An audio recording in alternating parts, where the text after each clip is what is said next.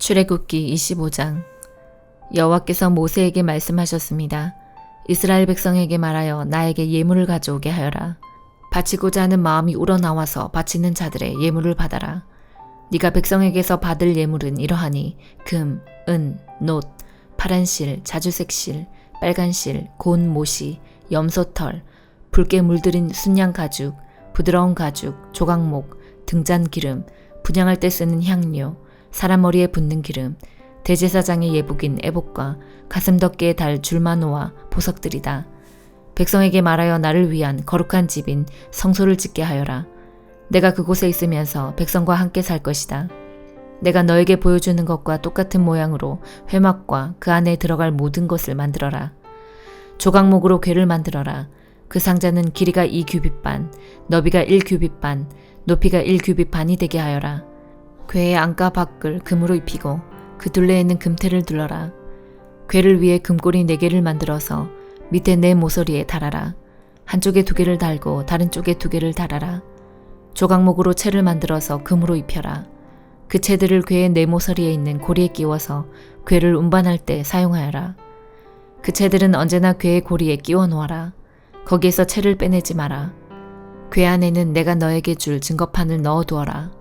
그리고 나서 순금으로 속죄판을 만들어라. 그것의 길이는 2규빗 반, 너비는 1규빗 반이 되게 하여라. 그리고 금을 두드려서 날개 달린 생물 모양을 한 그룹들을 만들어라. 그것을 속죄판 양쪽 끝에 하나씩 두어라. 그룹 하나는 속죄판 한쪽 끝에 두고 다른 그룹은 다른 쪽 끝에 두어라. 그 그룹들을 속죄판에 잘 연결시켜서 전체가 하나가 되게 하여라.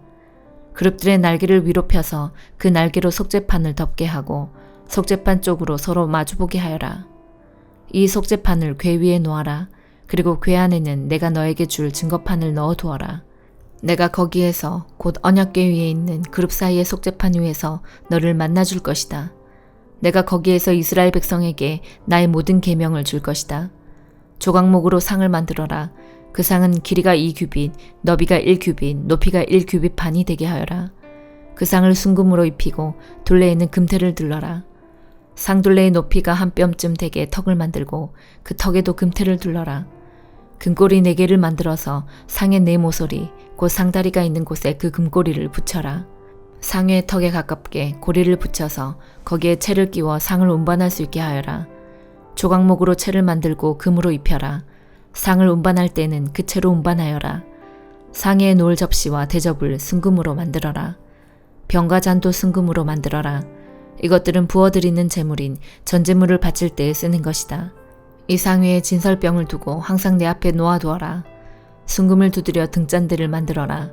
그 밑받침과 자루와 등잔과 꽃받침과 꽃잎은 하나로 붙게 하여라. 등잔대의 옆으로는 가지가 6개 나와야 하는데 한쪽으로는 3개, 다른 쪽으로 3개가 나오게 하여라. 각 가지에는 감 복숭아꽃 모양의 잔을 3개 만들고 각 잔에는 꽃받침과 꽃잎을 만들어라. 등잔대 자루에도 감복숭아꽃 모양의 잔을 4개 만들고 그 잔들에도 꽃받침과 꽃잎을 만들어라. 등잔대에서 뻗어나온 가지 한 쌍마다 그 2 가지를 잇는 꽃받침을 아래에 만들어라. 가지들과 꽃받침들과 등잔대는 전체가 하나로 이어지게 하고 순금을 두드려 만들어라. 등잔 7개를 만들어서 등잔대 위에 두어라. 그 등잔들은 등잔대 앞을 밝힐 것이다. 심지를 자르는 가위와 불똥, 그릇도 순금으로 만들어라. 순금 1달란트로 등잔대와 그 모든 기구를 만들어라. 내가 산에서 보여준 모양 그대로 만들어라. 요한복음 4장. 바리새인들은 예수님께서 요한보다 더 많은 사람을 제자로 삼고 침례를 준다는 소문을 들었습니다. 그러나 사실 예수님께서 직접 사람들에게 침례를 주신 것이 아니라 제자들이 침례를 준 것이었습니다. 예수님께서는 바리새인들이 자기에 대하여 이야기하고 있다는 것을 아시고 유대를 떠나 다시 갈릴리로 가셨습니다. 갈릴리로 가려면 사마리아 지방을 거쳐 가야만 했습니다. 예수님께서는 사마리아에 있는 수가라는 마을로 들어가셨습니다. 이 마을은 야곱이 자기 아들 요셉에게 주었던 밭에서 그리 멀지 않은 곳에 있었습니다. 그곳에 야곱의 우물이 있었습니다. 예수님께서는 오랜 여행으로 피곤하여 그 우물가에 앉으셨습니다. 그때가 대략 정오쯤이었습니다. 사마리아 여자 한 사람이 물을 기르러 나왔습니다. 예수님께서는 그 여자에게 내게 마실 물 좀 주시오 라고 말씀하셨습니다. 이 일이 일어날 즈음 예수님의 제자들은 먹을 것을 사러 마을로 내려가고 그 자리에 없었습니다. 사마리아 여자는 예수님께 당신은 유대 남자고 나는 사마리아 여자인데 어떻게 나에게 마실 것을 달라고 할 수 있습니까? 라고 말했습니다. 당시 유대인들은 사마리아 사람들과 상종을 하지 않았습니다. 예수님께서는 그 여자에게 이렇게 대답하셨습니다. 당신이 하나님께서 주시는 선물이 무엇인지 또 내게 마실 것을 달라고 말하고 있는 사람이 누구인지 알았더라면 오히려 당신이 그 사람에게 구하였을 것이고 그러면 그가 당신에게 생명의 물을 주었을 것이요. 그 여자가 말했습니다. 선생님, 당신에게는 물 기를 도구도 없고 이 우물은 매우 깊은데 어디서 그 생명의 물을 구한단 말입니까? 당신이 우리 조상 야곱보다 더 큰 분이란 말씀이십니까? 야곱은 우리에게 이 우물을 주신 분입니다. 그분도 친히 이 우물에서 물을 길어 마셨고 그분의 아들들과 가축들도 그렇게 했습니다. 예수님께서는 이 물을 마시는 사람은 다시 목마를 것이요. 그러나 내가 주는 물을 마시는 사람은 누가 되었건 간에 영원히 목마르지 않을 것이요. 내가 주는 물은 그 사람 안에서 계속 솟아나 영원한 생명을 가져다 주는 우물이 될 것이요. 라고 대답하셨습니다. 사마리아 여자는 예수님께 선생님, 저에게 그런 물을 주셔서 제가 다시는 목이 마르지 않을 뿐더러 물을 기르러 여기에 오지 않게 해주십시오. 라고 말했습니다. 예수님께서는 그 여자에게 가서 당신 남편을 불러 이리로 데려오시오. 라고 말씀하셨습니다. 그 여자는 예수님께 저는 남편이 없습니다. 라고 대답했습니다. 그러자 예수님께서 당신이 남편이 없다고 한 말은 맞는 말이요. 실제로 당신은 남편이 5명이나 있었고 지금 당신과 함께 사는 남자도 당신 남편이 아니요. 당신이 방금 전에 말한 것은 틀린 말이 아니었소 라고 말씀하셨습니다. 그 여자는 선생님, 제가 보기에 선생님께서는 예언자이십니다. 우리의 조상들은 이 산에서 예배하였으나 유대인들은 예배할 수 있는 유일한 장소는 예루살렘에 있다고 주장합니다. 라고 말했습니다. 예수님께서 이렇게 말씀하셨습니다. 여인이여 나를 믿으시오. 이 산에서도 아니고 예루살렘에서도 아닌 당신네들이 하나님께 예배할 때가 올 것이요. 사마리아 사람인 당신네들은 알지 못하는 것을 예배하나 우리 유대인들은 우리가 알고 있는 것을 예배하오. 그것은 구원이 유대인들로부터 나오기 때문이요. 그러나 참되게 예배하는 사람들이 영과 진리로 아버지께 예배할 때가 올 것인데 지금이 바로 그때요. 그리고 하나님께서는 이렇게 예배하는 사람들을 찾고 계시오. 하나님께서는 영이시기 때문에 하나님께 예배하는 사람들은 반드시 영과 진리로 예배해야만 하오. 그 여자는 그리스도라고 불리는 메시아가 오실 것이라는 사실을 알고 있습니다. 그분이 오시면 우리에게 모든 것을 설명해 주실 것입니다. 라고 말했습니다. 그러자 예수님께서 여자에게 말씀하셨습니다. 지금 당신과 이야기하고 있는 내가 바로 그 메시아요. 바로 그때 예수님의 제자들이 마을에서 돌아왔습니다. 그들은 예수님께서 여자와 이야기하고 있는 것을 보고 무척 놀랐습니다. 그러나 아무도 선생님 무엇을 구하고 계십니까? 라거나 선생님 무슨 일로 그 여자와 이야기를 하고 계십니까? 라고 묻는 사람이 없었습니다. 그 여자는 물 항아리를 버려두고 마을로 돌아가 사람들에게 말했습니다. 여러분, 이리 와서 내 과거의 일을 다 말해준 사람을 한번 보세요. 이분이 메시아가 아닐까요? 그러자 사람들이 마을에서 나와 예수님께로 왔습니다. 그 사이 제자들은 예수님께 선생님 음식을 좀 드시지요 라고 청했습니다. 그러나 예수님께서는 나에게는 너희들이 알지 못하는 먹을 음식이 있다 라고 대답하셨습니다. 그러자 제자들은 자기들끼리 누가 예수님께 먹을 것을 갖다 드렸을까 라고 말했습니다. 예수님께서 이들에게 말씀하셨습니다. 나의 음식은 나를 보내신 분의 뜻을 행하고 그분의 일을 완수하는 것이다. 너희들은 넉 달이 지나야 추수할 때가 될 것이다 라고 말하지 않느냐. 그러나 나는 너희에게 말한다. 눈을 들어 밭을 보아라. 이미 곡식이 익어 추수할 때가 되었다. 추수하는 사람은 벌써 추수한 대가로 품삯을 받고 영생을 위한 곡식을 추수하는 중이다. 그래서 씨를 뿌린 사람은 추수하는 사람과 함께 기뻐할 수 있게 될 것이다. 그러므로 한 사람은 씨를 뿌리고 다른 사람은 추수한다라고 하는 말은 진리이다. 나는 너희들이 직접 수고하지 않은 것을 추수하라고 너희들을 보냈다. 다른 사람들은 수고하였고 너희들은 그들이 해놓은 수고의 결실을 얻게 되었다. 그 마을에 사는 많은 사마리아 사람들은 그 여자가 그분은 내 과거의 모든 일들을 나에게 말씀해 주셨어요 라고 말한 것 때문에 예수님을 믿었습니다. 사마리아 사람들이 예수님께 그들과 함께 지내다 가시기를 청했으므로 거기서 이틀을 머무르셨습니다. 그래서 보다 많은 사람들이 예수님의 말씀을 듣고 예수님을 믿었습니다. 그들은 그 여자에게 더 이상 우리는 당신의 말 때문에 예수님을 믿는 것이 아니요. 우리가 이제는 예수님의 말씀을 직접 들었고 이분이 참으로 세상의 구세주라는 사실을 알았기 때문에 믿는 것이요. 라고 말했습니다. 이틀 후에 예수님께서는 그곳을 떠나 갈릴리로 가셨습니다. 전에 예수님께서는 예언자가 자기 고향에서는 존경을 받지 못한다고 직접 말씀하신 적이 있습니다.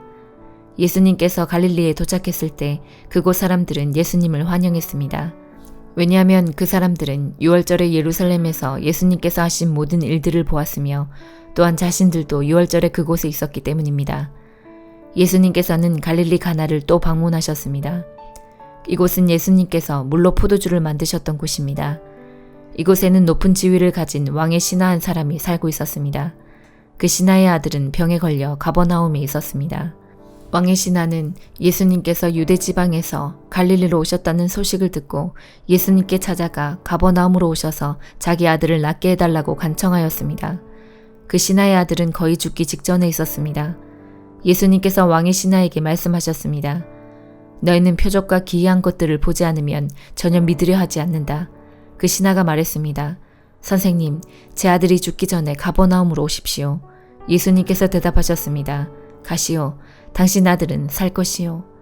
그 사람은 예수님께서 자기에게 하신 말씀을 믿고 집으로 갔습니다. 그 사람은 집으로 가는 도중에 자기의 하인들을 만나 자기 아들이 살아났다는 소식을 들었습니다. 왕의 신하가 자기 아들이 낫게 된 때를 묻자 하인들은 어제 오후 1시 무렵부터 열이 떨어졌습니다. 라고 대답했습니다. 아이 아버지는 그때가 바로 예수님께서 당신 아들은 살 것이요 라고 말씀하신 그 시각과 정확히 일치한 것을 알고 자기와 그 집의 모든 사람이 예수님을 믿었습니다. 이것은 예수님께서 유대에서 갈릴리로 오신 후 행하신 두 번째 표적이었습니다. 잠언 1장. 이스라엘의 왕 다윗의 아들 솔로몬의 잠언입니다. 이 글을 쓰는 것은 지혜와 교훈을 얻게 하고 슬기로운 가르침을 깨닫게 하고 훈련과 지혜로운 생활을 얻게 하고 의롭고 올바르고 정직한 삶을 살며 어리석은 자들에게는 사리 분별력을 주고 젊은이에게는 체험적인 지식과 옳은 것을 깨닫는 능력을 주기 위함이다. 지혜로운 사람은 듣고 학식을 더할 것이며 지각 있는 자는 모략을 얻을 것이다. 이로써 잠언과 비유, 지혜자의 가르침, 그리고 오묘한 일들을 깨닫게 될 것이다. 여호와를 경외하는 것이 지식의 시작이지만 어리석은 자들은 지혜와 교훈을 멸시한다. 내 아들아, 네 아버지의 교훈을 듣고 네 어머니의 가르침을 배척하지 마라. 그것은 네 머리에 쓸 아름다운 화관이요 네 목에 걸 목걸이다. 내 아들아, 죄인들이 너를 유혹하더라도 따르지 마라. 저들이 이렇게 말할 것이다. 같이 가서 숨어 있다가 사람을 잡자. 무조건 숨어서 죄 없는 사람을 기다리자. 우리가 저들을 무덤처럼 산채로 삼켜버리자. 지옥에 떨어지는 자처럼 통째로 삼켜버리자. 온갖 종류의 보물들을 취하여 우리 집을 약탈물로 채우자. 너도 이 가운데서 제비를 뽑아라. 우리 모두 한 부대씩 나눠 가지자. 내 아들아, 저들과 같이 길을 다니지 말고 저들이 있는 곳에 발도 내딛지 마라. 왜냐하면 저들의 발은 범죄하러 내달리고 저들은 사람 죽이기에 재빠르기 때문이다. 새가 보는 앞에서 그물을 펼치는 것은 헛수고가 아니냐. 이 사람들은 결국 자기 피를 흘리려고 숨어서 기다리며 자기 생명을 해하려고 기다릴 뿐이다. 옳지 않은 방법으로 이득을 노리는 자의 결과는 다 이러하니 결국 자기 생명만 해칠 뿐이다. 지혜가 길거리에서 소리치고 광장에서 외친다. 지혜가 성벽 위에서 소리치고 성문 어귀에서 외친다. 미련한 자들아, 언제까지 미련하게 행동할 것이냐. 비웃는 자들아, 언제까지 비웃음을 즐기겠느냐. 어리석은 자들아, 언제까지 지식을 미워하겠느냐. 내 책망을 듣고 너희가 회개하면 내가 내 영을 너희에게 부어주고 내 말들을 너희에게 깨닫게 해줄 것이다. 내가 부를 때에 너희는 나를 배척했고 내가 손을 펼쳤을 때에 너희는 들은 척도 하지 않았다. 너희는 내 조언을 무시하고 내 책망을 받아들이지 않았다.